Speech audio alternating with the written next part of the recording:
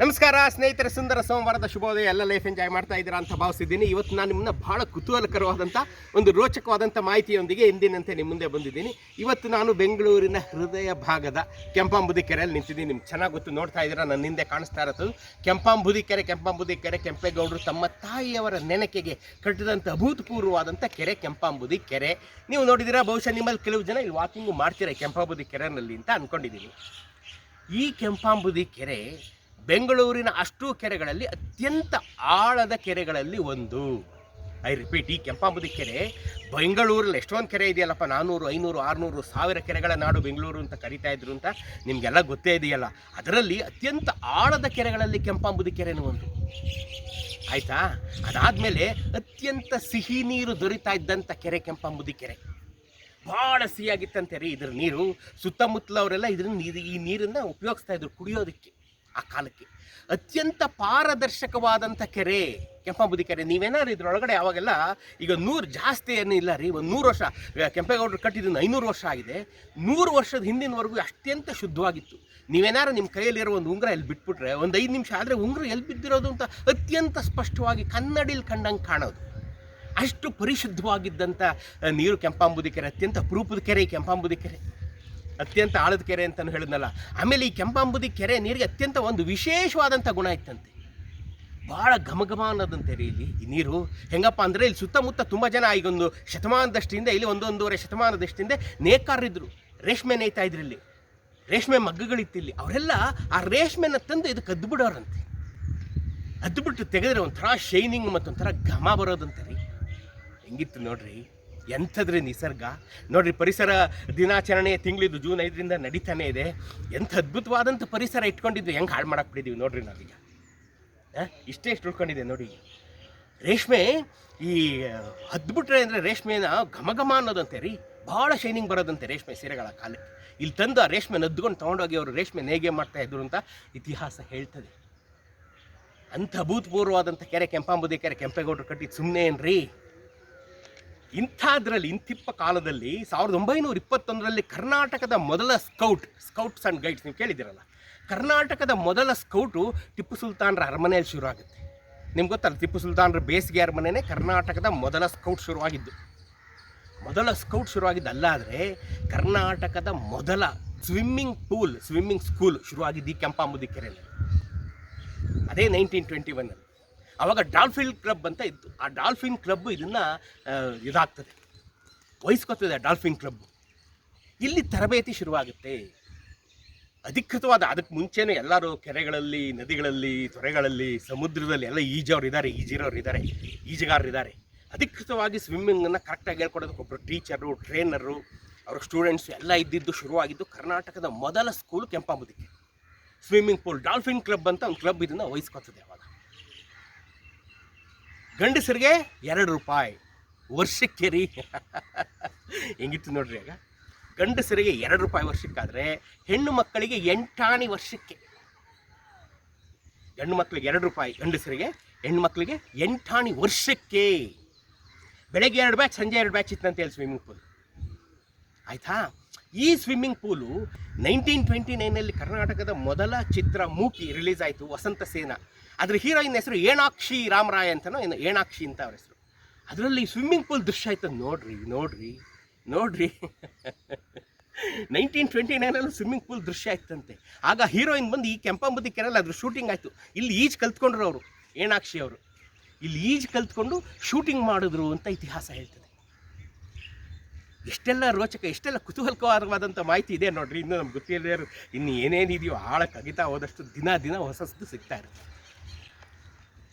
ಆಯ್ತಲ್ಲ, ಇಷ್ಟೆಲ್ಲ ಆಯ್ತಲ್ಲ, ಇದೆಲ್ಲ ಆಯ್ತಲ್ಲ. ಇಲ್ಲಿ ಹುಡುಗರು ಹುಡುಗಿರೆಲ್ಲ ಕಲಿತಿದ್ದಾರಲ್ಲ. ಇವತ್ತಿನ ಕಥೆಯ ಪ್ರಾತಸ್ಮರಣೀಯರಾದಂಥವರು 10 ವರ್ಷದ ಬಾಲಕಿ, ಆಗ ಭೈರಮ್ಮ ಅಂತ ಒಬ್ಬರಿದ್ದರು. ಬಹುಶಃ ಈಗ ತುಂಬ ಜನಕ್ಕೆ ಗೊತ್ತಿರ್ಬೋದು ಬೆಂಗಳೂರಿನಲ್ಲಿ. ಭೈರಮ್ಮ ಅನ್ನೋರು ಇಲ್ಲಿ ಚಾಮರಾಜಪೇಟೆಯಲ್ಲಿ ಪಿಟೀಲು ವಾದಕರಾಗಿದ್ದಂಥ ಶಿವಲಿಂಗಪ್ಪ ಅನ್ನೋ ಅವಳ ಮಗಳು 10 ವರ್ಷದವಳಾಗಿದ್ಲು. ಎಂಥ ಸ್ವಿಮ್ಮರ್ ಅಂದರೆ, ಆ ಕಾಲಕ್ಕೆ ಎಂಥ ಸ್ವಿಮ್ಮರ್ ಅಂದರೆ, ಏಪ್ರಿಲ್ 22, 1939 ಅವ್ರು 10 ವರ್ಷ ಆಗ 12 ಅವರ್ಸ್ ಕಂಟಿನ್ಯೂಸ್ ಸ್ವಿಮ್ಮಿಂಗ್ ಮಾಡ್ತಾನೆ. ಬೆಳಗ್ಗೆ 6ರಿಂದ ಸಂಜೆ 6, 12 ಗಂಟೆಗಳ ಕಾಲ ಸತತ ಸ್ವಿಮ್ ಮಾಡಿ ದಾಖಲೆ ಮಾಡ್ತಾನೆ. ಏಪ್ರಿಲ್ 22, 1939 ಭಾಳ ಫೇಮಸ್ ಆಗೋಗುತ್ತೆ. ಅವಾಗ ಜಗತ್ತಿನಾದ್ಯಂತ ಇದ್ರು ವರದಿ ಆಗೋಗುತ್ತೆ. ಆಗ ಜನಕ್ಕೆ ಒಂಥರ ಹುಚ್ಚು ಬಂದ್ಬಿಡುತ್ತೆ. ಯಾವುದು ಅಷ್ಟು ಗೊತ್ತಿರಲ್ವಲ್ಲ, ಪುನಃ ಇನ್ನೊಂದು ತಿಂಗಳಿಗೆ ಇನ್ನೊಂದ್ಸಲಿ ಮಾಡಲೇಬೇಕು, 18 ಅವರ್ಸ್ ಮಾಡಿ ಅಂತ ಜನ ಅಭಿಮಾನಿಗಳೆಲ್ಲ ಸೃಷ್ಟಿಯಾಗ್ಬಿಡ್ತಾರೆ. ಮೇ 18ನೇ ತಾರೀಕು ಏನೋ 1930, ಅದೇ ಸೇಮ್ ಇಯರ್, 1 ತಿಂಗಳಾದಮೇಲೆ ಮಧ್ಯಾಹ್ನ 12ರಿಂದ ಶುರು ಮಾಡಿ ಮಾರನೇ ಸಂಜೆ 6 ಗಂಟೆವರೆಗೆ 18 ಅವರ್ಸ್ ಕಂಟಿನ್ಯೂಸ್ ಸ್ವಿಮ್ಮಿಂಗ್ ಮಾಡ್ತಾಳೆ ಕಣ್ರಿ ಆ ಹುಡುಗಿ ಭೈರಮ್ಮ. ಖುದ್ದು ಅವತ್ತಿನ ದಿವಾನರಾಗಿದ್ದಂಥ ಸರ್ ಮಿರ್ಜಾ ಇಸ್ಮಾಯಿಲ್ರು ಬಂದು ಇದನ್ನು ನೋಡ್ತಾರೆ. ಸರ್ ಮಿರ್ಜಾ ಇಸ್ಮಾಯಿಲ್ ಸಾಹೇಬರು ಬಂದು ಇದನ್ನು ನೋಡ್ತಾರೆ, ಅದಕ್ಕೆ ಸಾಕ್ಷಿ ಆಗ್ತಾರೆ. ಅದಾದಮೇಲೆ ನಗರಸಭೆ ಅಧ್ಯಕ್ಷರಾಗಿದ್ದಂಥವ್ರು ಸರ್ ಪುಟ್ಟಣ್ಣ ಶೆಟ್ಟರು, ಮತ್ತೊಬ್ಬ ಪ್ರಾತಸ್ಮರಣೀಯ ಮಹಾನ್ ಭಾವರು, ನಗರಸಭೆ ಅಧ್ಯಕ್ಷರಾಗಿದ್ದಂಥ ಸರ್ ಪುಟ್ಟಣ್ಣ ಶೆಟ್ಟರು ಅವ್ರಿಗೆ ಸನ್ಮಾನ ಮಾಡ್ತಾರೆ. 18 ಅವರ್ಸ್ ಸತತವಾಗಿ ಈಜು ಹೊಡಿತಾಳಲ್ಲ ಪುಣ್ಯಾತಿಗೆ, ಅವಳಿಗೆ ಊಟ ತಿಂಡಿ ಹೇಗೆ, ಅದನ್ನು ಭಾಳ ರೋಚಕವಾದಂಥ ಕತೆ. ಅದನ್ನು ಯಾರು ಹೇಳಿದ್ರು ಅಂತ ನಾನು ನಿಮ್ಗೆ ಇವಾಗ ಹೇಳ್ತೀನಿ. ಒಂದು ಕೋಲ್ಗೆ ಒಂದು ಲೋಟ ಕಟ್ಕೊಂಬಿಟ್ಟು ಅದಕ್ಕೆ ಬಾದಾಮಿ ಹಾಲು ತೊಗೊಂಡೋಗಿ ಅವಳು ದೂರ ತೊಗೊಂಡೋಗಿ ಅದನ್ನು ಅವಳು ಬಾಯಿಗೆ ಸುರಿತಾ ಇದ್ರು. ಅವಳು ಮುಟ್ಬಿಟ್ರೆ ಅವಳು ಮುಟ್ಟಂಗಿಲ್ಲ, ಯಾವುದನ್ನು ಮುಟ್ಟಂಗಿಲ್ಲ, ಮುಟ್ಟಿದ್ರು ಫೌಲ್ ಅಂತ ಚಾಮರಾಜಪೇಟೆಯಲ್ಲಿ ಇನ್ಸ್ಪೆಕ್ಟರ್ ಒಬ್ಬರನ್ನ ಇದಕ್ಕೆ ನೇಮಿಸಿದ್ರು. ಅವಳು ಫೌಲ್ ಆಗದೆ ಇದ್ದಾಗ ನೋಡ್ಕೋಬೇಕು, 18 ಅವರ್ಸ್ ಅದು ರೆಕಾರ್ಡ್ ಆಗಬೇಕು ಅಂತ. ಅವತ್ತಿನ USA UK ಎಲ್ಲ ಪೇಪರ್ಗಳಲ್ಲಿ ಇದು ಬರುತ್ತೆ, ಫೋಟೋ ಸಮೇತ ಬರ್ತದೆ. ಈ ಒಂದು ದಾಖಲೆ ಬಹುಶಃ ಅವತ್ತಿಗೆ ವಿಶ್ವ ದಾಖಲೆ ಆಗಿರ್ಬೋದೇನೋ ಇದು. 18 ಅವರ್ಸ್ ಅವತ್ತಿಗೆ ಇವಳು ಕೆರೆಯಲ್ಲಿ ಈಜು ಹೊಡೆದಿದ್ದೆ. ಇಷ್ಟೆಲ್ಲ ಐತೆ. ಅವತ್ತಿನ ಪೊಲೀಸ್ ಇನ್ಸ್ಪೆಕ್ಟರ್ಗಳು ಇದನ್ನು ಹೇಳಿದವ್ರನ್ನ ಹೇಳಿದ್ದೀನಿ. ಇದನ್ನು ಅವತ್ತಿನ ಎಲ್ಲ ಪೊಲೀಸ್ನವರು ಸಹ ಇಲ್ಲಿ ಈಜನ್ನು ಕಲ್ತಿದ್ದಾರೆ. ಈಜು ಕಲಿಲೇಬೇಕಿತ್ತಂತೆ ಅವಾಗ. ಆಲ್ಮೋಸ್ಟ್ ಎಲ್ಲರೂ, ಪ್ರತಿಯೊಬ್ಬ ಪೊಲೀಸು ಆಗ ಈಜು ಕಲಿಬೇಕಿತ್ತು. ಯಾಕೆಂತಂದರೆ ಅವಾಗ ಬಾವಿಗೆ ಬಿದ್ದವ್ರನ್ನ ಎತ್ಕೋಬೇಕಲ್ಲ. ಬಾವಿಗೆ ಬಿದ್ದು ಸೂಸೈಡ್ ಮಾಡ್ಕೊಂಡವ್ರನ್ನ, ಆತ್ಮಹತ್ಯೆ ಮಾಡ್ಕೊಂಡವ್ರನ್ನ, ಬಾವಿಯಲ್ಲಿ ಬಿದ್ದು ಹೆಣಗಳಾದಂಥವ್ರನ್ನ, ಕೊಲೆ ಮಾಡಿ ತಂದು ಬಾವಿಗೋ ಕೆರೆಗೋ ನದಿಗೋ ಹಾಕ್ಬಿಡ್ತಾರಲ್ಲ, ಅವ್ರನ್ನ ಎತ್ತಬೇಕಲ್ಲ. ಅದಕ್ಕಾದ್ರೂ ಈಜು ಕಲಿಬೇಕಂತ ಅವರೆಲ್ಲ ಬಂದು ಈಜು ಕಲಿತಂಥ ಜಾಗ ಇದು ಕೆಂಪಾಂಬುದಿಗೆ. ಇನ್ನೊಂದು ವಿಷಾದದ ಸಂಗತಿ ಏನಪ್ಪ ಅಂತಂದರೆ SLC ರಿಸಲ್ಟು ಆ ಟೈಮಿಗೆ ಬಂದರೆ ಮಿನಿಮಮ್ 4ರಿಂದ 5 ಜನ ಪ್ರತಿ ವರ್ಷ ಇಲ್ಲಿ ಬಂದು ಬಿದ್ದೋಗಾರಂತೆ. ಮಿನಿಮಮ್ ಒಂದು 5 ಜನನಾದ್ರು ಬಂದು ಬಿದ್ದೋಗಾರಂತೆ. 5 ಜನ, ಅದರಲ್ಲೂ ಮುಖ್ಯವಾಗಿ ಹೆಣ್ಮಕ್ಳು. ಪಾಪ ಏನು ಅನ್ಸ್ಕೊತಾ ಇದ್ರು, ಏನು ಮನ್ಸಿಗೆ ನೋವಿತ್ತು, ಬಂದು ಇಲ್ಲಿ ಬಿದ್ದೋಗಳು ಕೆಂಪಾಂಬುದಿ ಕೆರೆಯಲ್ಲಿ. 100 ವರ್ಷಗಳ ಕಾಲದ ಕಥೆ ರೀ ಇದು. ಎಷ್ಟು ಜನ ಇಲ್ಲಿ ಹೋಗ್ಬಿಟ್ರೋ ಕತೆ ನೋಡ್ಕೊಳ್ರಿ. ಹೆಂಗಿದ್ದ ಕೆರೆ ಹೆಂಗಾಗೋಯ್ತು. ಮತ್ತು ಅವ್ರು ಆಮೇಲೆಲ್ಲ ಪೊಲೀಸ್ನವ್ರು ಬಂದ್ರೆ ಅವ್ರಿಗೆ ಗೊತ್ತಾರೆ. ಇವಾಗಂತೂ ಎಲ್ಲ ಕಡೆ ಪೊಲೀಸ್ ಪಹರೆ ಇದೆ, ಎಲ್ಲ ಕೆರೆಗಳಲ್ಲೂ ಪೊಲೀಸ್ ಪಹರೆ ಇದೆ, ನಿಮ್ಗೆ ಗೊತ್ತೀಗ. ಅವತ್ತಿಂದನೇ ಬಹುಶಃ ಬಂತೇನೋ. ಯಾವಾಗ ಸೂಸೈಡ್ ಮಾಡ್ಕೊಳ್ಳೋರ ಸಂಖ್ಯೆ ಜಾಸ್ತಿ ಆಯಿತು, ಪೊಲೀಸ್ನವ್ರ ಪಹರೆ ಜಾಸ್ತಿ ಆಯಿತು, ಬಿಗಿ ಆಯಿತು, ಸೂಸೈಡ್ ಮಾಡ್ಕೊಳ್ಳೋರ ಸಂಖ್ಯೆ ಗಣನೀಯವಾಗಿ ಕಡಿಮೆ ಆಯಿತು. ಇಲ್ಲಿ ಕೆರೆಯಲ್ಲಿ ಬಂದು ಬೀಳೋವಂಥವ್ರು ನಾನು ಹೇಳೋದು ಇದಾಯ್ತಾ. ಇದಾದಮೇಲೆ ಭೈರಮ್ಮನವರು ಮೈಸೂರಿನ ಕುಕ್ರಹಳ್ಳಿ ಕೆರೆಯಲ್ಲೂ ಹೋಗಿ ಈಜ್ತಾರೆ. ಅದೇನಪ್ಪ ವಿಶೇಷ ಅಂದರೆ, ಮೈಸೂರಿನ ಕುಕ್ರಹಳ್ಳಿ ಕೆರೆಯಲ್ಲಿ ಕೈಗಳನ್ನು ಕಟ್ಟಿಕೊಂಡು ಈಜಿದ್ದಾರೆ. ಏನೇನು ಮೈಸೂರಿನ ಕುಕ್ರಹಳ್ಳಿ ಕೆರೆಯಲ್ಲೂ ಸಹ ಇಲ್ಲಿ 18 ಗಂಟೆಗಳ ಕಾಲ ಸತತ ಈಜು ಮಾಡಿ ಅದನ್ನು ದಾಖಲೆ ಮಾಡಿದ್ಮೇಲೆ ಮೈಸೂರಿನ ಕುಕ್ರಹಳ್ಳಿ ಕೆರೆಗೆ ಹೋಗಿ ಕೈಗಳನ್ನು ಕಟ್ಕೊಂಡು ಈಜ್ತಾರೆ. ಆಗ ಮಹಾರಾಜ ದೈವಾಂಶ ಸಂಭೂತ, ನಮ್ಮೆಲ್ಲರ ಹೆಮ್ಮೆಯ ಪ್ರೀತಿಯ ರಾಜಶ್ರೀ ನಾಲ್ವಡಿ ಪ್ರಭುಗಳು ಇದನ್ನು ನೋಡಿ ಅವರಿಗೆ ವಿದೇಶದಿಂದ ತರಿಸಿದ ಅತ್ಯಂತ ವಿಶೇಷವಾದಂಥ ಬಟ್ಟೆಗಳನ್ನು ತರಿಸಿಕೊಟ್ಟು ಸನ್ಮಾನ ಮಾಡ್ತಾರೆ. ಇಷ್ಟೆಲ್ಲ ಮಾಡುವಾಗ ಭೈರಮ್ಮನವರಿಗೆ 9-10 ವರ್ಷ ರೀ, 9-10 ವರ್ಷ. ದುರಂತ ನೋಡಿ, ದುರಂತ. ಇದಾದಮೇಲೆ ಅವ್ರಿಗೊಂದು 10 ವರ್ಷ 15 ವರ್ಷ ಆದಮೇಲೆ ಸೊಂಟದಿಂದ ಕೆಳಗಡೆ ಸ್ವಾಧೀನ ಹೊರಟೋಗ್ರು. ಕನಕಪುರದವ್ರು ಯಾರೋ ಪುಣ್ಯಾತ್ಮರು ಇವ್ರನ್ನ ಮದುವೆ ಆಗ್ತಾರೆ. ಆ ಮದುವೆನಲ್ಲಿ ಎಂಟ್ರೆನ್ಸ್ನಲ್ಲೇ ಅಲ್ಲಿವರೆಗೆ ತಗೊಂಡಂಥ 100 ಪ್ರಶಸ್ತಿಗಳು, 100 ಮೆಡಲ್ಗಳು, 100 ಪ್ರಶಸ್ತಿ ಪತ್ರಗಳನ್ನೆಲ್ಲ ಡಿಸ್ಪ್ಲೇ ಮಾಡಿರ್ತಾರೆ. ಮೊನ್ನೆ 80ರಲ್ಲಿ ಬಹುಶಃ ಅವರು ತೀರ್ಕೊಳ್ತಾರೆ. 1918ನಲ್ಲಿ ಅವರು ತೀರ್ಕೊಳ್ತಾರೆ. ಇದು ಕೆಂಪಾಂಬುದಿ ಕೆರೆಯ ಮತ್ತೊಂದು ಕುತೂಹಲಕರವಾದಂಥ ಮಾಹಿತಿ. ಭೈರಮ್ಮನವರು ಪ್ರಾತಸ್ಮರಣಿ 18 ಗಂಟೆಗಳ ಕಾಲ ಈಜು. ಆವಾಗ ಗಾಳಿ ಆಂಜನೇಯ ಸ್ವಾಮಿ ಜಾತ್ರೆ ಇರುತ್ತೆ, ಶನಿವಾರ ಭಾನುವಾರ. ಮೊದಲನೇದು ಶನಿವಾರ ಆಗಿತ್ತು ಅನಿಸುತ್ತೆ, ಬಹುಶಃ ಭಾನುವಾರ 12 ಗಂಟೆ ಈಜಿದ್ದು ಭಾನುವಾರ ಬೆಳಗ್ಗೆ 6ರಿಂದ ಸಂಜೆ 6 ಆದರೆ. ಅದಾಗಿ ಒಂದು ತಿಂಗಳಾದಮೇಲೆ ಮೇನಲ್ಲಿ ಈಜ್ತಾರಲ್ಲ, ಅದು ಶನಿವಾರ ಮಧ್ಯಾಹ್ನದಿಂದ ಶುರು ಮಾಡಿ ಭಾನುವಾರ ಸಾಯಂಕಾಲದವರೆಗೆ. ಶನಿವಾರ ರಾತ್ರಿ ಇಡೀ ಈಜ್ತಾರಲ್ಲ, ನೋಡೋದು ಹೇಗೆ ಅಂದರೆ ಅವಾಗ ಇವತ್ತಿನ ಥರ ಫ್ಲಡ್ ಲೈಟ್ಸ್ ಇರಲಿಲ್ವಲ್ಲ, ಸಾವಿರಾರು ಪೆಟ್ರೋಮ್ಯಾಕ್ಸ್ಗಳು, ಕ್ಷಮೆ ಇರಲಿ, ಪೆಟ್ರೋಮ್ಯಾಕ್ಸ್ಗೆ ಬೇರೆ ಇರ್ತಾ ಇದೆ, ಸಾರಿ ಫಾರ್ ದಟ್. ಸಾವಿರಾರು ಪೆಟ್ರೋಮ್ಯಾಕ್ಸ್ಗಳನ್ನು ಇಲ್ಲಿ ಇಟ್ಕೊಂಡು ನಿಂತಿದ್ರಂತೆ. ಸಾವಿರಾರು ಜನ ನಿಂತ್ಕೊಂಡು ನೋಡ್ತಾ ಇದ್ರಂತೆ ರೀ ರಾತ್ರಿ ಬೆಳಗು. ಅಷ್ಟೆಲ್ಲ ವ್ಯವಸ್ಥೆ ಮಾಡಿ, ಅಷ್ಟೆಲ್ಲ ಜಂಗುಳಿಯನ್ನು ಕಂಟ್ರೋಲ್ ಮಾಡಿಕೊಂಡು ಇವರನ್ನ ವಿಶ್ವ ದಾಖಲೆ ಮಾಡೋದಕ್ಕೆ ಎಲ್ಲರೂ ಸಹಕರಿಸಿದ್ದಾರೆ. 1939ನಲ್ಲಿ ಒಂದು ಬಿಲ್ಡಿಂಗು ಕಟ್ತಾರೆ ಇಲ್ಲಿ, ಒಂದು ಅಧಿಕೃತವಾದಂಥ ಬಿಲ್ಡಿಂಗು ಸ್ವಿಮ್ಮಿಂಗಿಗೆ ಅಂತಾನೆ. ಬನ್ನಿ ಅದನ್ನು ನಾನು ತೋರಿಸ್ತೀನಿ. ಬನ್ನಿ ಬ್ರಿಜೇಶ್, ಬನ್ನಿ ಬ್ರಿಜೇಶ್.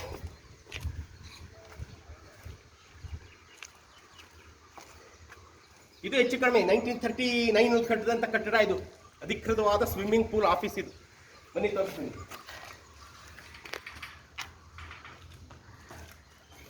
ಇದು ಲೇಡೀಸ್ ಚೇಂಜಿಂಗ್ ರೂಮ್. ಆವಾಗ ಬನ್ನಿ ಬ್ರಿಜೇಶ್ ನೋಡಿ, ಇಲ್ಲಿಂದ ತೋರಿಸಿ ಕೆರೆಯ ವಿಹಂಗಮ ನೋಟ.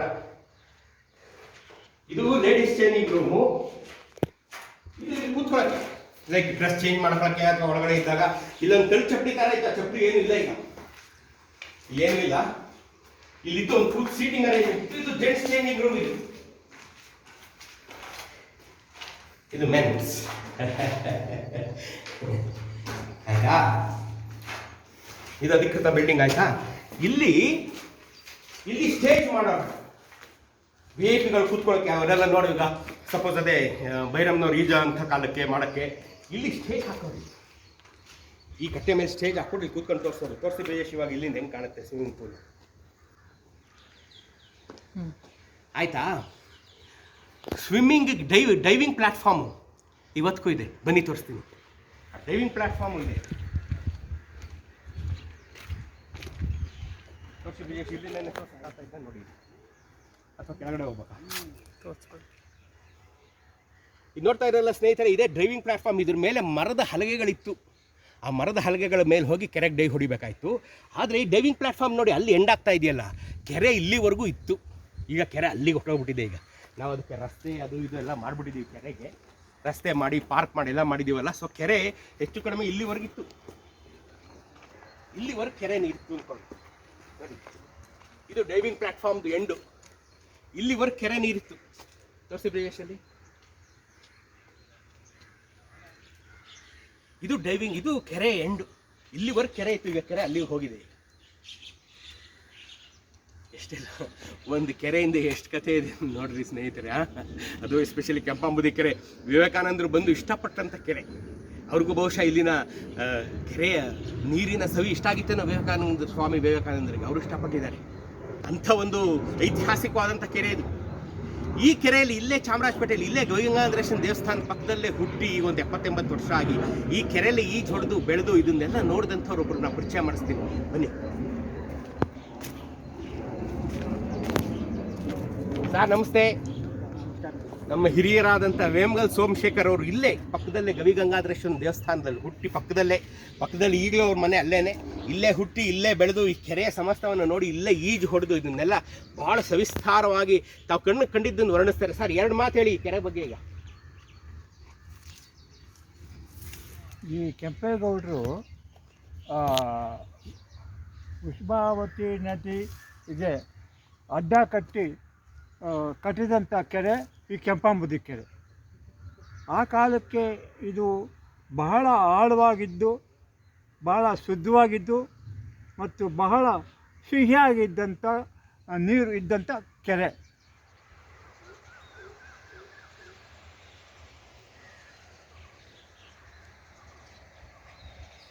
ಕೇಳಿದ್ರಲ್ಲ ಸ್ನೇಹಿತರೆ ಹಿರಿಯರ ಮಾತನ್ನ.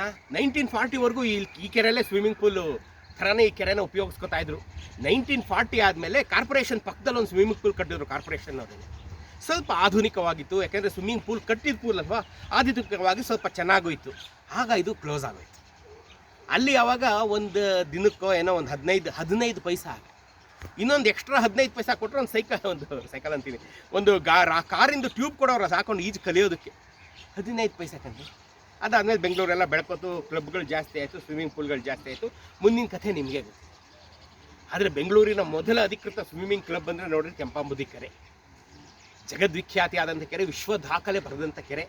ಈ ವಿಶ್ವ ದಾಖಲೆ ಬರೆಯೋ ಕಾರಣವಾದಂಥ ಅವತ್ತಿನ ಬಾಲಕಿಯಾದಂಥ ಭೈರಮ್ಮನವ್ರಿಗೆ ಒಂದು ಹೃತ್ಪೂರ್ವಕ ನಮನ. 9-10 ವಯಸ್ಸಿನಲ್ಲಿ 18 ಗಂಟೆಗಳ ಕಾಲ ಈಜಿ ವಿಶ್ವ ದಾಖಲೆ ಸೃಷ್ಟಿ ಮಾಡಿ ಎಲ್ಲರಿಗೂ ಮಾದರಿಯಾಗಿ, ಎಲ್ಲರಿಗೂ ಒಂದು ಮೋಟಿವೇಶನ್ ಆಗಿ. ಆ ಕಾಲಕ್ಕೆ ಒಂದು ಮೋಟಿವೇಶನ್ ಕಂಡ್ರಿ, ಹೆಣ್ಮಕ್ಳೆಲ್ಲ ಬಂದು ಈಜು ಕಲಿಬೇಕು ಅನ್ನೋದಕ್ಕೆ ಆ ಬಾಲಕಿ ಒಂದು ಮೋಟಿವೇಶನ್. ಮೋಟಿವೇಶನ್ ಆಗಿ ಎಲ್ಲರಲ್ಲೂ ಅದನ್ನು ಈಜು ಕಲಿಯುವಂಥ ಪ್ರೋತ್ಸಾಹಿಸಿದಂಥ ಭೈರಮ್ನವ್ರಿಗೆ ನನ್ನ ಹೃದಯಪೂರ್ವಕ ನಮನದೊಂದಿಗೆ ನಾವು ವಿಡಿಯೋ ಇಲ್ಲೇ ಮುಗಿಸ್ತಾನೆ. ಮುಂದಿನ ವಾರ ಏನೇನಂತ ಇತ್ತಂತೆ ಮತ್ತೊಂದು ಐತಿಹಾಸಿಕವಾದಂಥ ಮಾಹಿತಿಯೊಂದಿಗೆ ನಿಮ್ಮ ಮುಂದೆ ಬರ್ತೀನಿ. ಅಲ್ಲಿವರೆಗೂ ಚೆಕ್